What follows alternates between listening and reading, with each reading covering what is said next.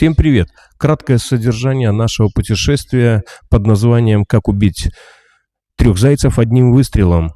Это была поездка на слет Индиан в Чехии, дальше Тунис на БМВ, дальше у нас Сицилия, Италия, Венеция, концерт Жан-Мишель Жарре, слет БМВ, установка мотоциклов на бус в Чехии и дорога домой. А в прошлой серии мы доехали до города Габес, который находится на Средиземке. Город не туристический, но тем не менее есть пляж, есть возможность провести дневку, просто отдохнуть, понаслаждаться солнцем, так как у нас еще в запасе целые сутки, и потом дальше уже ехать в порт, в Тунис, в столицу Туниса. У нас по пути еще есть пару точек, которые мы хотим по пути посетить. Они были запланированы. А это же серия, в которой мы будем рассказывать свои впечатления о пребывании и путешествии по Тунису. А сейчас утро, идем на пляж. Хорошего просмотра!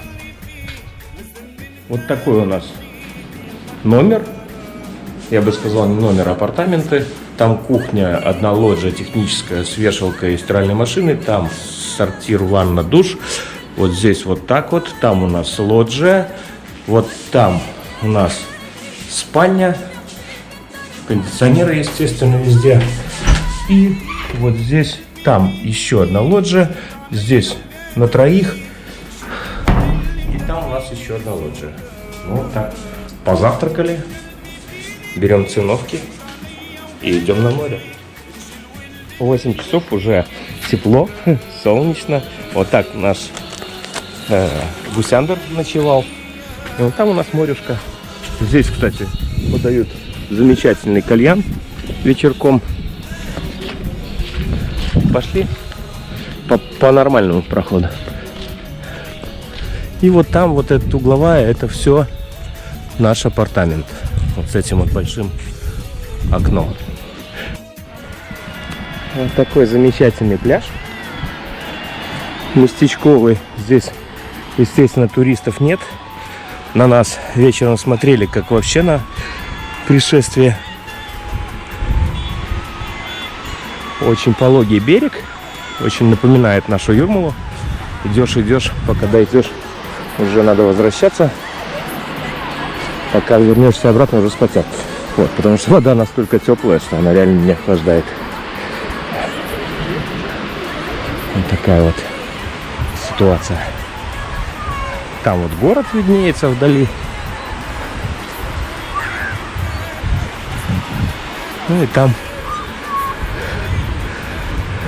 просторы Средиземки. Несмотря на то, что Тунис одна из самых светских стран Африки Северной, все равно женщины здесь купаются в одежде. И очень мало реально тех, кто одет по-светски.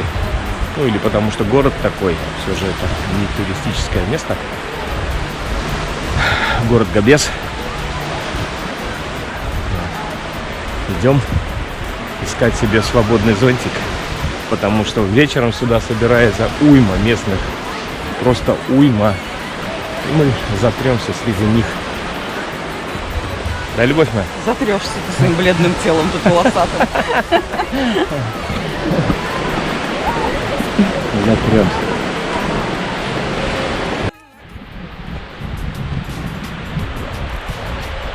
Такое у нас замечательное утро на пляже.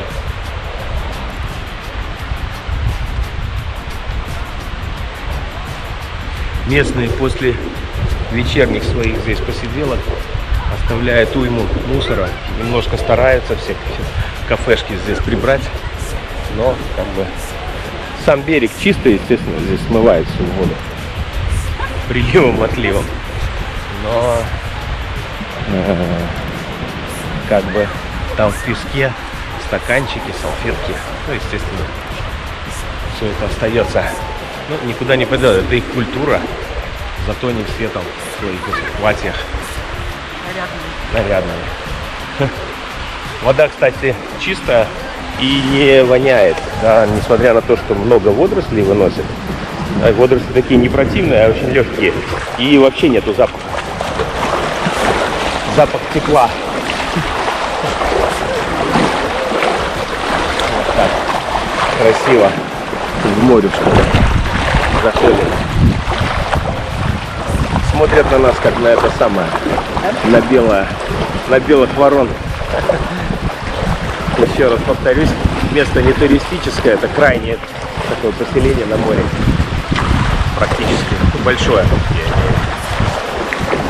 Потому что даже порт какой-то такой есть, но, я так понимаю, только рыболовецкий, потому что нету ни кранов, ничего. Мы были здесь на самолете, очень все понравилось, очень крутая была компания.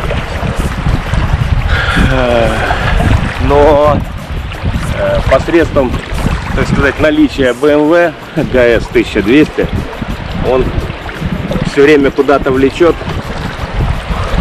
и потому мы оказались в Тунисе еще раз. Дали вкусная? Очень крутая вообще страна, на самом деле. Я вот переварю еще неделю, и потом сможем записать резюме. Резюме. И я расскажу все свои ощущения уже как бы отфильтрованные. Не спонтанные эти речи, а конкретно все взвешу за и против. И поделюсь. Первое впечатление — это такая маленькая Марокко. Ну и вообще очень красивая страна. Все то же самое, такие же люди, все хорошо, очень доброжелательные. И там атласы, песок, море, все примерно так же, как в Марокко, только все в разы меньше. То есть, потому что территориально оно меньше. Вот такой реально пустынный пляж пока. Но вечером... Вечером намоленное место. Вечером намоленное место, потому что город рядом. Мы вчера приехали, и такие, я смотрю в окно, какое-то движение началось уже с темнотой. И такие все с торбами, с холодильниками. Да. И тут целыми табунами, короче, машины ехали тут вообще, тут прям... Они приходят, бич.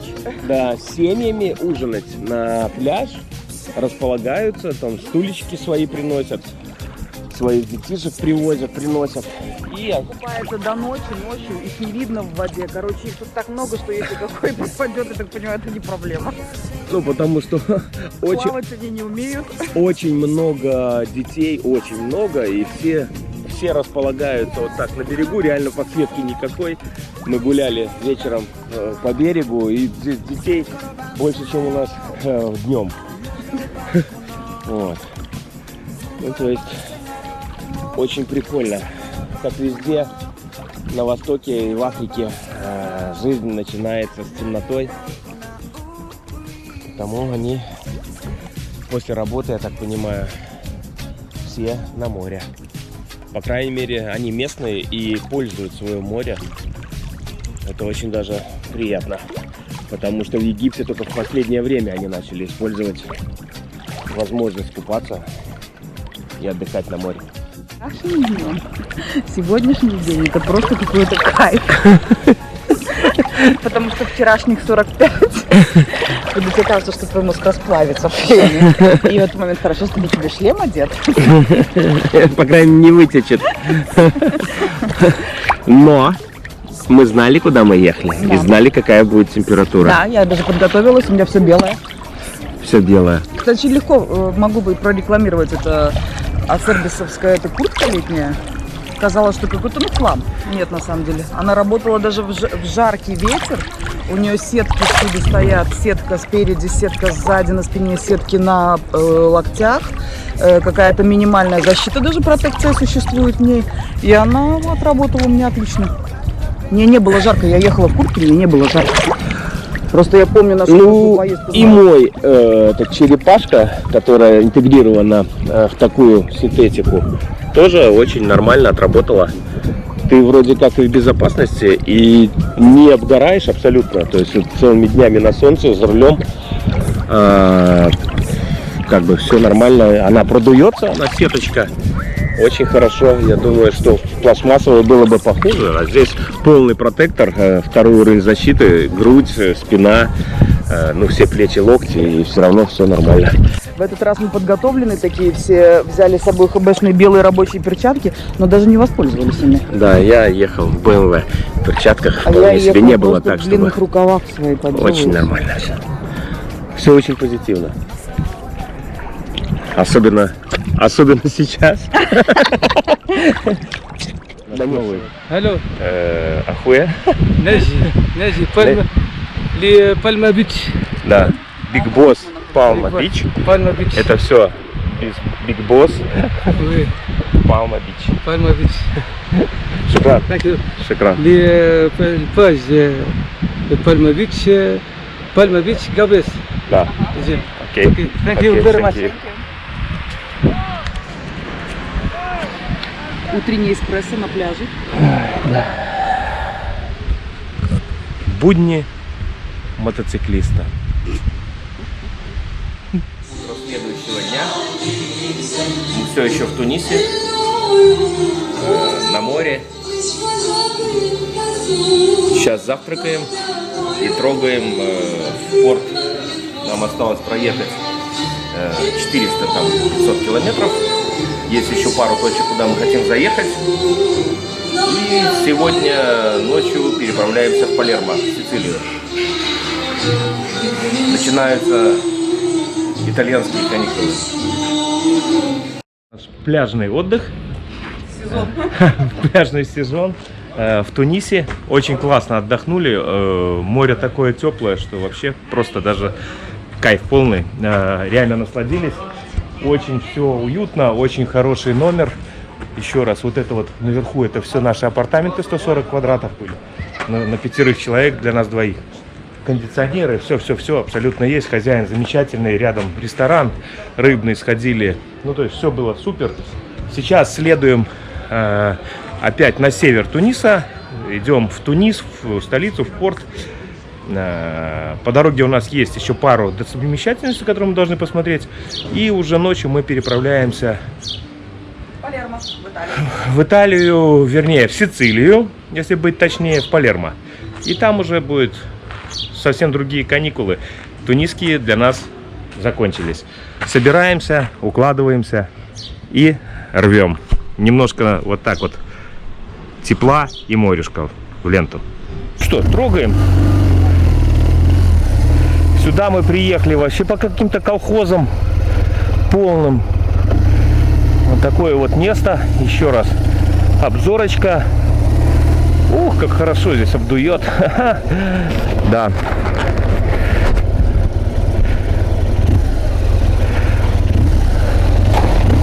Вот туда мы ехали там по какой-то стройке, а сейчас возвращаться будем уже хватит. По стройке есть нормальная дорога, оказывается. Почти выехали из города. Нам нужна заправка. Сейчас заправимся. Все как всегда. Все едут как хотят.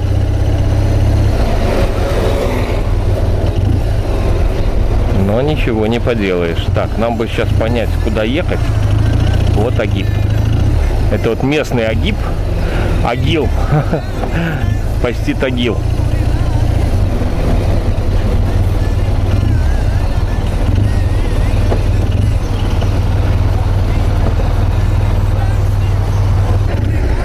Вот такой гончарный рынок. На любой вкус и цвет. Но эмалированная посуда, вот эти таджины все, очень-очень красивые у них. Можно отдать должное. Мы когда-то даже привезли лампу, которая сейчас у нас висит. Настенный такой абажур, глиняный, эмалированный. Не эмалированный, а глазированный. Именно из Туниса. Очень красивая работа. Явно все ручное. Электричество в Тунисе посредством сжигания газа природного. Везде стоят ТЭЦ. Несмотря на то, что солнышко у них 365 дней в году, как-то они неохотно используют энергию, в отличие от северян, у которых 2 дня в году солнце, и они пытаются там извлечь энергию из этих панелей. Ну, то есть, или нас разводят, или одно из двух.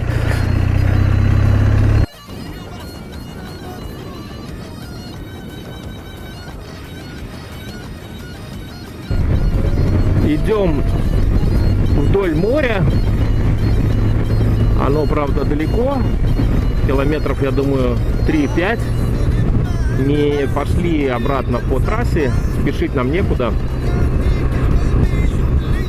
Нужно сполна насладиться оставшимся временем пребывания в Тунисе. Очень хорошо отдохнули в Габес. Реально. И покупались, и загорали. А дома было всего 15 градусов. И вкусно кушали. Так, снова вечер. Мы приехали в один из лучших ресторанов города. В ресторацию жену привел, чтобы она потом не говорила, что я ее в ресторан не возил. Смотри, все красиво. На самом деле все было очень вкусно, и свежие морепродукты были шикарны. Везем на себе, так сказать, подпеченные плечи. Солнышко саккумулировали немножко. С учетом того, что температура здесь в 2 раза ровно больше, чем в Латвии у нас, я думаю, что результат достигнут. Вот.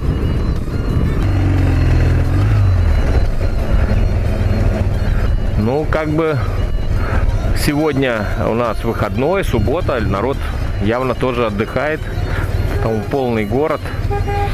Очень странно, вот тот регион, где мы проезжали, где не было вообще днем людей, в течение практически всего дня не было практически в городах ни одного человека. А здесь опять все кафешки забиты. Все полно, все туда-сюда шныряют, все происходит. Ну и, конечно, лежачие полицейские в колхозах, в городах, это жесть. Теперь я склонен к тому, что радар, даже пусть временной, не такое большое зло, как через каждые там 50 метров, 60 лежачий полицейский. Реально на нормальном транспортном средстве, там, я не знаю, на нормальном чоппере, блин, не проехать некоторые было. Некоторые адекватные, но некоторые просто я на Индии не просто завис бы и висел бы, как это самое. Ну или тогда надо очень быстро переезжать. Про вот эти заправки, которые идут вдоль трассы, дизельные, насквозь пропитанная земля, вообще непонятно, что это, зачем, почему, откуда эта соляра, которую они торгуют. Но вывод мой личный, это вот эти такие приколхозные есть какие-то нефтеперерабатывающие станции, и они оттуда берут и канистрами как это продают. Наверное, гораздо дешевле, чем на заправке для местных тракторов и прочего техники. Агрозаправки, ну вот они, вот такого плана. Ну и, конечно, оливковые рощи. Это такая неотъемлемая часть Туниса. Оливки есть такие, там в обхват по метру, наверное, уже сами деревья. То есть вот такие огромные, длинные посадки. Реальные трудяги. Финики, оливки, бахча. Все растет вот в такой плодородной земле. И, кстати, орошения искусственного я не видел вот для оливок. Деревья есть, конечно, очень толстые.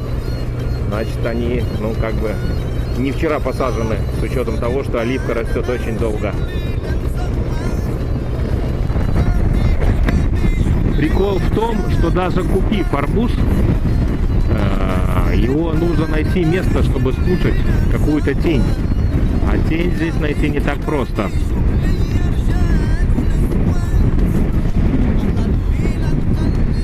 И, кстати, по поводу пляжа. Можно вот заметить, что вот здесь как таковой пляж отсутствует. Здесь водоросль, и здесь до воды, я не знаю, метров 300, наверное. Туда вот идет такая водоросль. Так что Габес здорово нас, так сказать, выручил своими пляжами. Вот такая здесь ситуация с пляжами. Вернее, полное их отсутствие. Выглядит побережье. Вроде как все красиво и море, но реальная свалка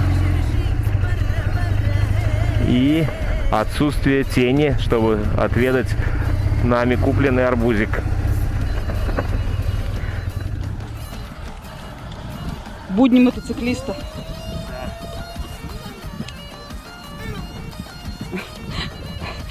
Это очень надо было арбуз купить на дороге. Мы его провезли. Ну сколько километров здесь провезли, да?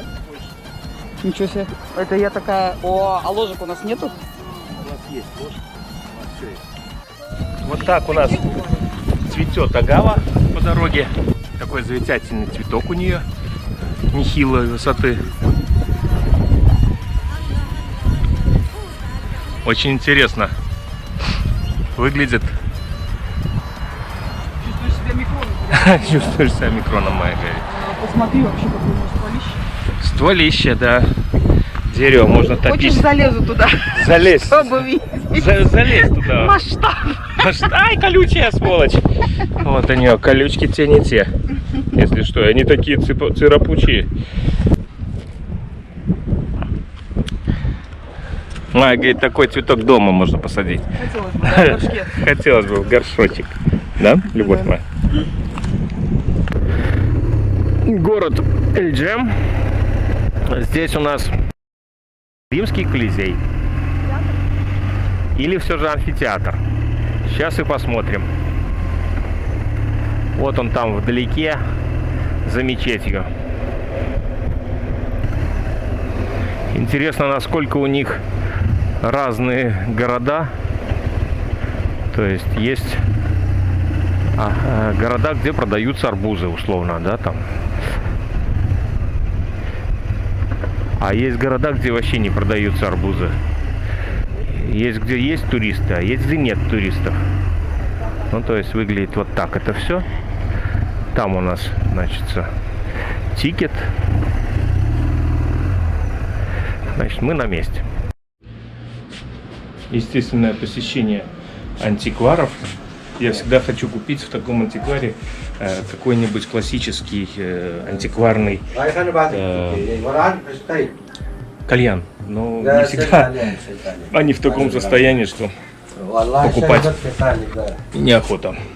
И на мотоцикле увезти, слава богу, мы ничего особо не можем. Потому просто плезирим. Очередной такой антиквар типа. Ну, больше для того, чтобы поплезирить и красиво. И чтобы охладиться. Очень прикольная штуковина.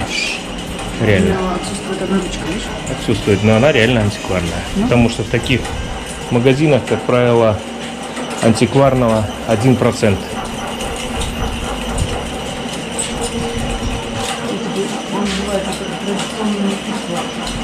Traditional арт. Что-то ремонтируют. Ну вот этот тазик большой, возможно, антикварный.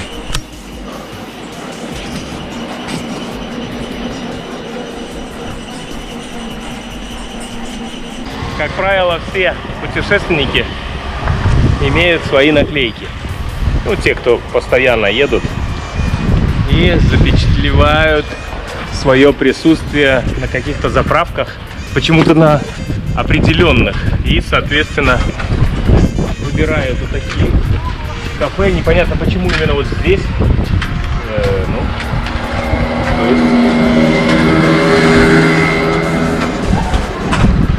Однажды вот эта майка, которую мы делали для поездки в Марокко, здорово нам помогла плане ремонта в BMW-центре в Польше.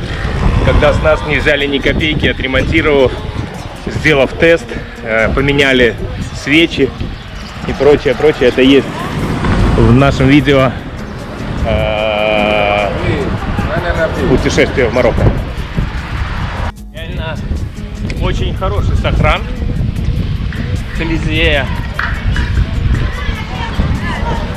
Ну, то есть видно, что кирпичи не прилепливались, цемента нет. Очень прикольно. Вот такая вот римская постройка. Такой ветродуйчик здесь. Вообще жары не чувствуется. Очень прикольно.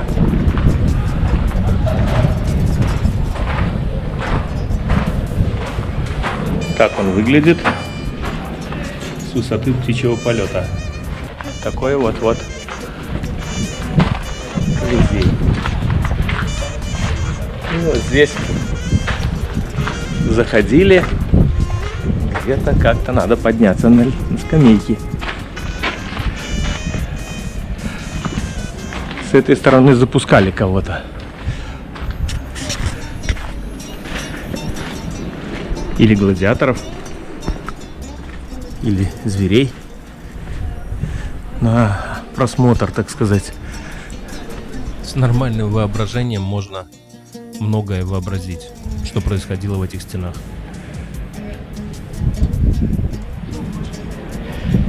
Сами вот эти вот сиденья, это, естественно, уже видно, что новодел, кривые руки уже здесь поработали, но, по крайней мере, попытались воссоздать. А вот это все, ну, за исключением некоторых мест, все, так сказать, оригинальное. Ну, по крайней мере, что-то подлепили для того, чтобы это просто не разрушалось. Чтобы могли, так сказать, зарабатывать денежку. Вот там, значит, были те, кто делали представления, или гладиаторы, или какие-то актеры. Ну и, соответственно, здесь сидели те, кто просматривал программу. Где-то здесь, в центре, естественно, сидели максимально богатые, где вот сейчас присели господа. Hello.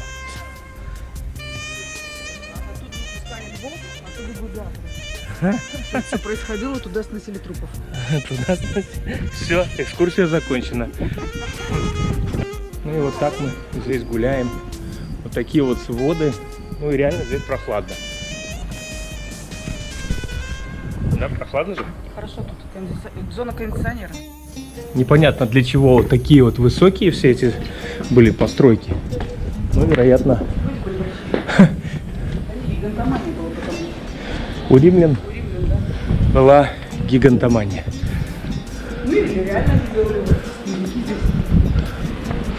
Так, ну что, пойдем выше.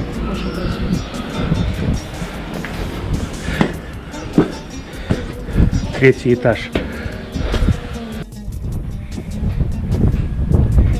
Очень грандиозненько, да? Дело в том, что там еще было 2 этажа.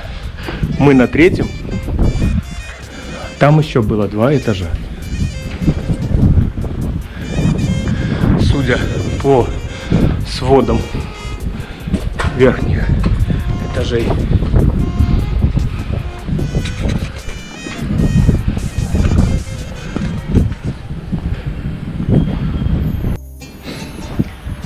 Вот такой вид открывается отсюда.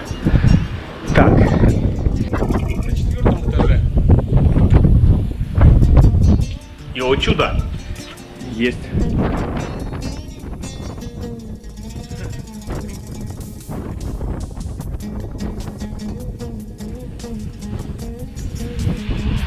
Вот такая красота оказывается здесь. Замечательный вид открывается.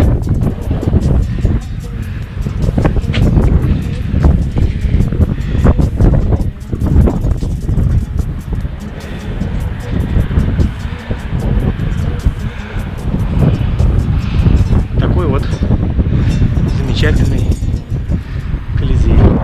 для чего так высоко построен вот эта часть Колизея. Может, она была по кругу такая, конечно, что вероятнее всего. Там она продолжается за сиденьями условно. Зачем такая высота? Непонятно, но надо почитать. В любом случае, данные такие вот римские объекты для посещения, особенно для тех, кто интересуется римской историей, Римской империей, в идеальном сохранении, без реставрации, что очень важно, ну максимально без реставрации. И вот эти ксары, которые мы там ездили смотреть, конечно, сравнить с такими римскими вот развалинами, скажем так, невозможно. Туристов много, что тоже огромный плюс. На фоне римского такого вот строения, вот такая вот мечеть внизу. Правда, не со всех сторон, но очень смотрится очень аппетитно. Не жалко ни цента, потраченного на посещение данного места.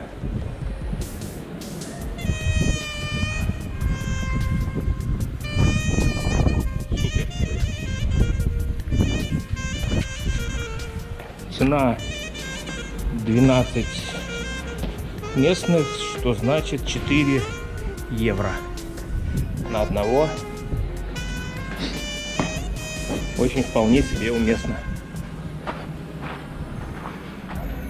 Я так понимаю, здесь проводятся какие-то вечера, сиделки, столы, местный спецназ. Очень круто. И небольшая обзорочка по кругу на мотоцикле. И дальше в дорогу в сторону столицы Тунис.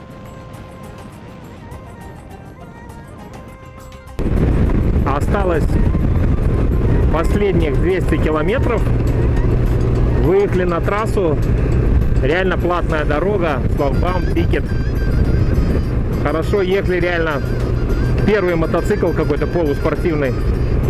Ребята местные показывают, какой нафиг тикет, объезжайте и едьте дальше. Ну вот, выехали. Посмотрим, как там в том конце нас, чтобы не приняли нас под белые рученьки. Ну, просто ехать по колхозам, там эти города и лежачие полицейские, и 4,5 часа, здесь 2 часа. Лучше мы где-то в Тунисе что-то еще посмотрим, непосредственно в столице. Так, ну вот опять тикет.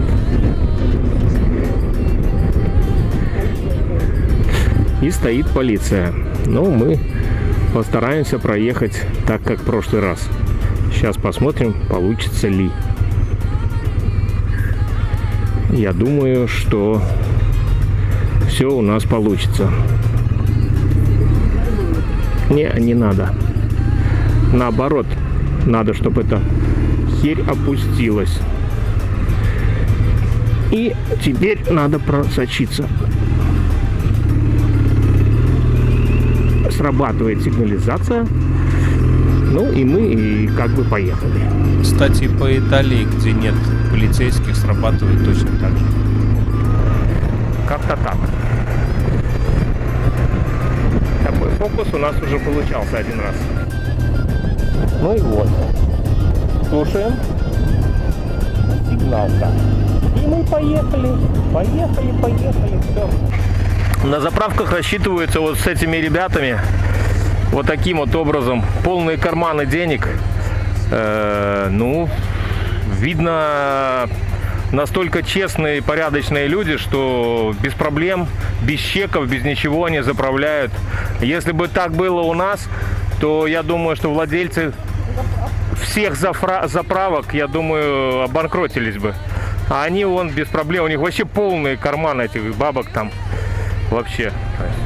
И ближе к Тунису, столице Туниса, все становится вот таким зеленым, вполне себе цивилизованным. Трехрядная автострада. Появляться начинают нормальные машины, то есть какие-то маломальски побольше, чуть современнее.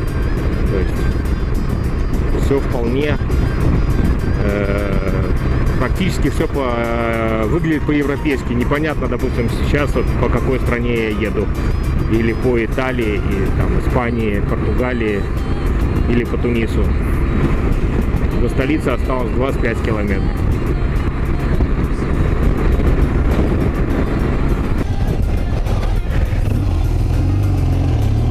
Снова мы проехали. И никаких проблем.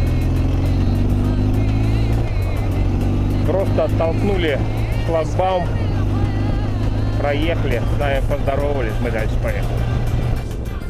И так потихоньку мы доехали до Туниса в Тунисе.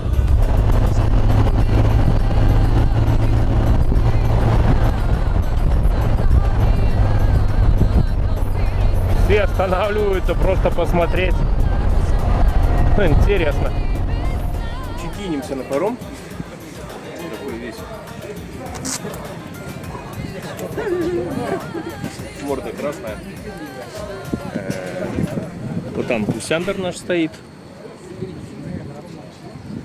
Вот там старый порт, я так понимаю, Тунис. Очень интересное место расположения самого порта. В таком вообще интересном месте. Кинулись. Очень быстро, просто на обратный путь. Может быть, потом какой-то паспортный контроль будет, а так вообще как бы вообще без проблем. Ровно секунда-две, все готово. Вот, едем искать место, чтобы посидеть, потому что до чек-ина нам еще долго. Боюсь даже озвучивать. 5 часов.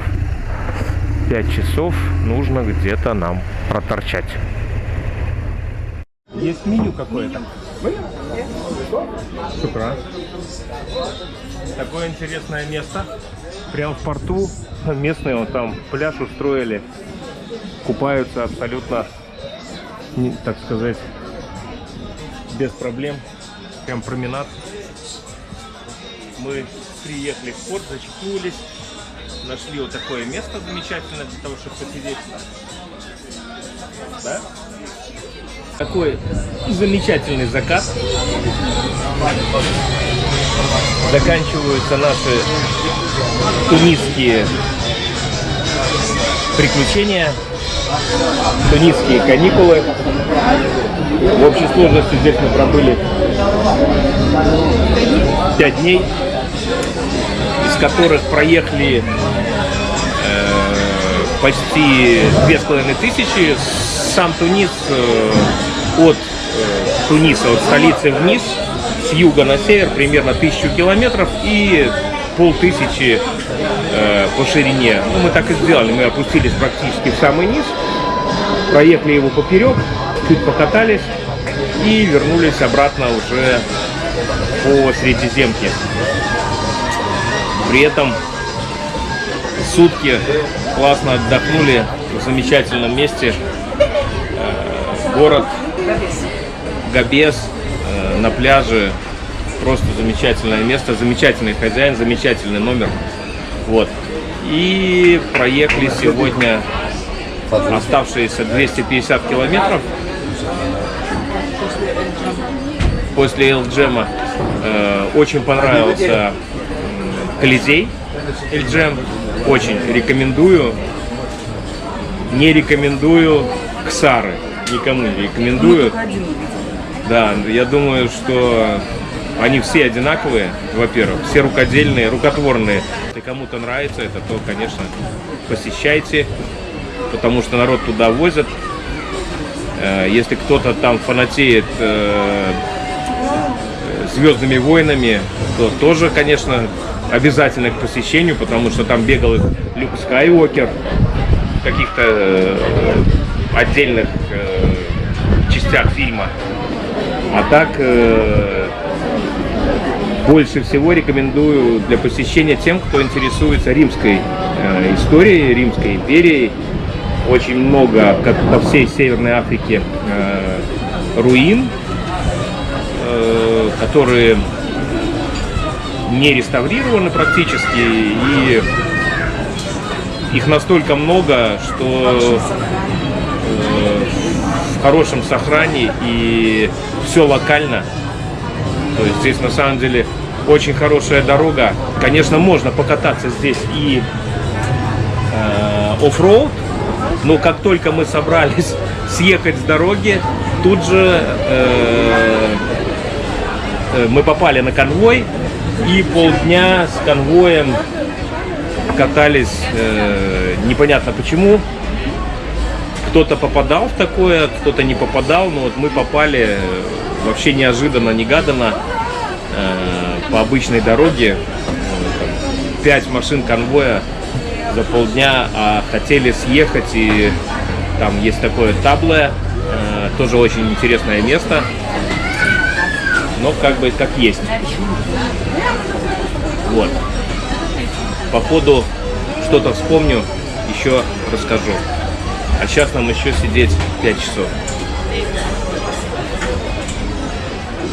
Что-то хотите добавить? Нет.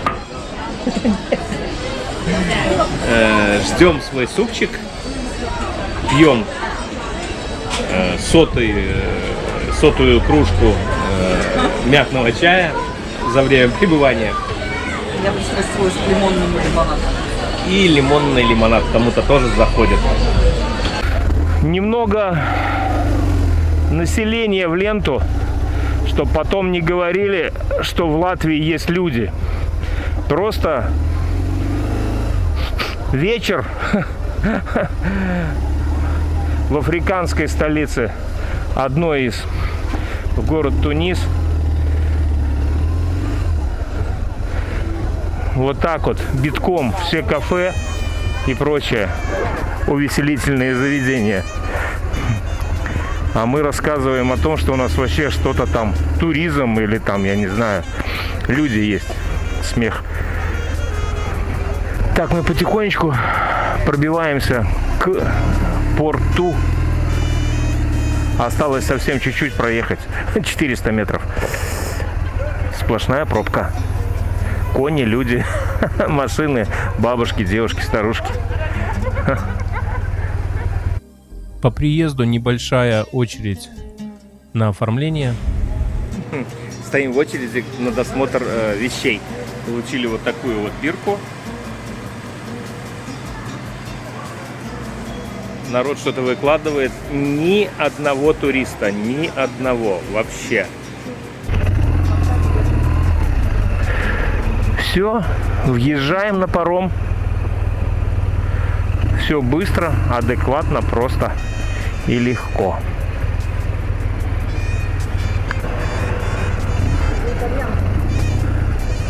Але. А тут уже бумаги нужны.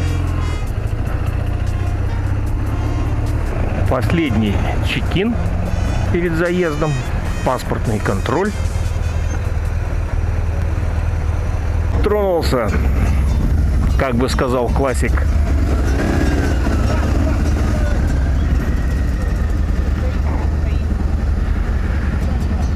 Было все же на посадку, на погрузке 6 мотоциклов. Сейчас вместе с нами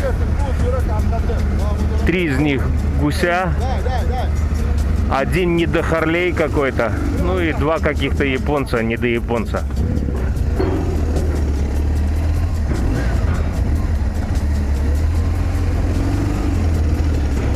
Вот они. Все. Швартуемся. Привязываемся. 2:30 ночи. Через час стартуем, отходим. Мы же идем размещаться ко сну на паром. Дальше у нас будет Палермо, Сицилия. Классный отдых по Сицилии. Переход в Италию. Венеция с концертом Жан-Мишель Жарре. И изюминкой на торте будет посещение BMW Феста в Гармиш, Германия. Хорошего просмотра. Ставьте лайки. Не стесняйтесь, делайте комментарии. Для нас это очень важно.